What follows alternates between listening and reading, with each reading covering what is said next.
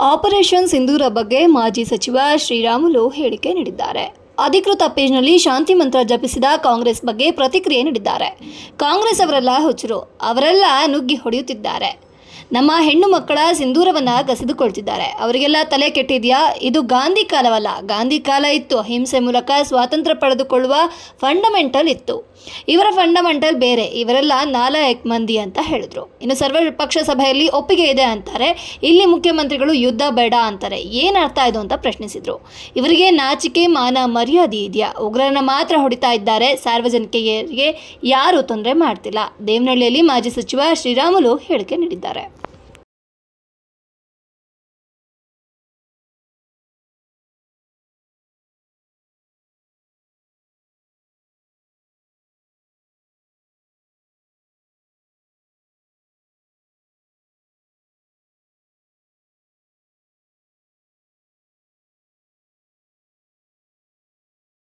ಪೆಹಲ್ಗಾಮ್ದಲ್ಲಿ ಎಲ್ಲ ತಾಯಂದಿರ ಮೇಲೆ, ನಮ್ಮ ಅಕ್ಕ ತಂಗಿಯರ ಮೇಲೆ ಪಾಕಿಸ್ತಾನದಲ್ಲಿದ್ದಂಥ ಉಗ್ರಗಾಮಿಗಳು ಎಲ್ಲರೂ ಕೂಡ ಬಂದು ನಮ್ಮೆಲ್ಲ ತಾಯಂದಿರದ ಸಿಂಧೂರವನ್ನು ಕಸ್ಕೊಂಡಂಥ ಕೆಲಸ, ಸಿಂಧೂರವನ್ನು ಅಳಿಸುವಂಥ ಕೆಲಸ ಇವತ್ತು ಉಗ್ರಗಾಮಿಗಳು ಎಲ್ಲರೂ ಕೂಡ ಮಾಡಿದರು.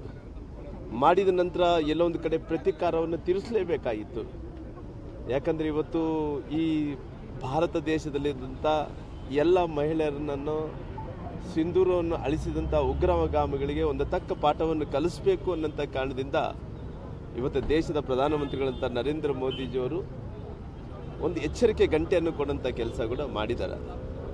ಬಹುಶಃ ನಾವೆಲ್ಲರೂ ಕೂಡ ಇನ್ನೂ ಫುಲ್ ಟೈಮ್ ಆಗಿ ವಾರಾಗಿ ಇನ್ನೂ ಕ್ಲಿಯರ್ ಆಗಲಿಲ್ಲ, ಇನ್ನೂ ಡಿಸಿಷನ್ ಕೂಡ ತೊಗೊಂಡಿಲ್ಲ.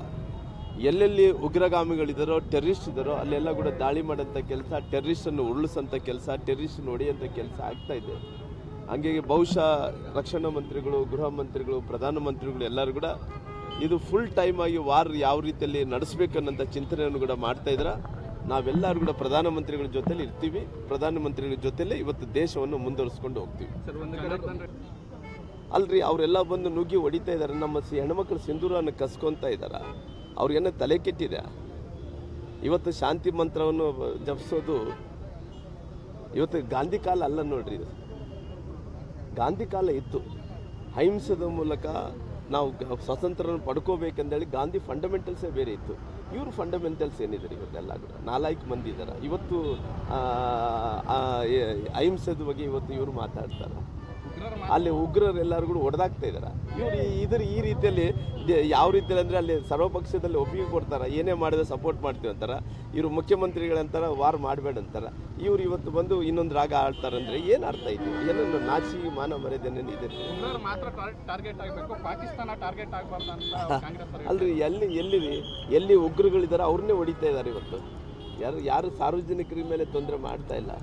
ಎಲ್ಲಿ ಟೆರರಿಸ್ಟ್ ಇದ್ದಾರೆ, ಟೆರರಿಸ್ಟ್ ಕ್ಯಾಂಪ್ಗಳಲ್ಲೇ ಅಟ್ಯಾಕ್ ಮಾಡಿ ಹೊಡಿತಿದ್ದಾರೆ. ಶಾಂತಿ ಮಂತ್ರವನ್ನು ಜಪಿಸೋದು ಇವತ್ತು ಗಾಂಧಿ ಕಾಲ ಅಲ್ಲ ನೋಡ್ರಿ. ಇದು ಗಾಂಧಿ ಕಾಲ ಇತ್ತು. ಅಹಿಂಸದ ಮೂಲಕ ನಾವು ಸ್ವಾತಂತ್ರ್ಯವನ್ನು ಪಡ್ಕೋಬೇಕಂದೇಳಿ ಗಾಂಧಿ ಫಂಡಮೆಂಟಲ್ಸೇ ಬೇರೆ ಇತ್ತು. ಇವರು ಫಂಡಮೆಂಟಲ್ಸ್ ಏನಿದ್ದಾರೆ ಇವತ್ತೆಲ್ಲ ಕೂಡ ನಾಲ್ಕು ಮಂದಿ ಇದ್ದಾರೆ. ಇವತ್ತು ಅಹಿಂಸದ ಬಗ್ಗೆ ಇವತ್ತು ಇವರು ಮಾತಾಡ್ತಾರೆ. ಅಲ್ಲಿ ಉಗ್ರರೆಲ್ಲರೂ ಕೂಡ ಹೊಡೆದಾಗ್ತಾ ಇದ್ದಾರೆ. ಇವರು ಈ ರೀತಿಯಲ್ಲಿ ಯಾವ ರೀತಿಯಲ್ಲಿ ಅಂದರೆ ಅಲ್ಲಿ ಸರ್ವಪಕ್ಷದಲ್ಲಿ ಒಪ್ಪಿಗೆ ಕೊಡ್ತಾರೆ. ಏನೇ ಮಾಡಿದ್ರೆ ಸಪೋರ್ಟ್ ಮಾಡ್ತೀವಿ ಅಂತಾರೆ. ಇವರು ಮುಖ್ಯಮಂತ್ರಿಗಳಂತಾರೆ ವಾರ್ ಮಾಡಬೇಡ ಅಂತಾರೆ. ಇವರು ಇವತ್ತು ಬಂದು ಇನ್ನೊಂದು ರಾಗ ಆಡ್ತಾರೆ ಅಂದರೆ ಏನು ಅರ್ಥ ಐತಿ? ಏನನ್ನು ನಾಚಿ ಮಾನ ಮರ್ಯಾದೆ ಇದೆ. ಅಲ್ರಿ, ಎಲ್ಲಿ ಉಗ್ರಗಳಿದ್ದಾರೆ ಅವ್ರನ್ನೇ ಹೊಡಿತಾ ಇದ್ದಾರೆ. ಇವತ್ತು ಯಾರು ಸಾರ್ವಜನಿಕರ ಮೇಲೆ ತೊಂದರೆ ಮಾಡ್ತಾ ಇಲ್ಲ. ಎಲ್ಲಿ ಟೆರರಿಸ್ಟ್ ಇದ್ದಾರೆ, ಟೆರರಿಸ್ಟ್ ಕ್ಯಾಂಪ್ಗಳಲ್ಲೇ ಅಟ್ಯಾಕ್ ಮಾಡಿ ಹೊಡಿತಿದ್ದಾರೆ.